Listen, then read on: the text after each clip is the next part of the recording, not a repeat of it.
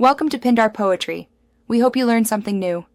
In this video, I will compare Kia Sportage versus Opel Grandland X.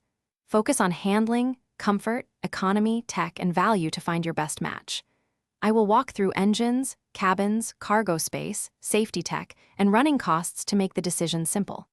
Listen for clear differences in ride, interior quality, and available features so you can choose the SUV that fits your priorities and budget with confidence. Both SUVs offer distinct driving characters, and I will explain how those feel in everyday use and on longer trips. Expect the Sportage to feel more agile and the Grandland X to soak up bumps for a calmer ride. We will compare engine responsiveness, transmission behavior, and braking feel to help you match driving style with priorities like comfort, sportiness, or towing capability for child seats and weekend gear. If you are finding this helpful, please subscribe and like to support more useful comparisons. Quick recommendation: grab leak-proof meal prep containers to keep your car lunches tidy during commutes and test drives. They fit neatly in cup holders and trunks.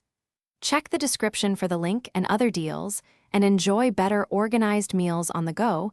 Now let's get back to the video.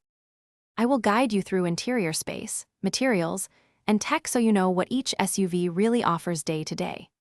Expect a contrast between Sportage's sharper styling and Grandland X's emphasis on passenger comfort and usable rear space.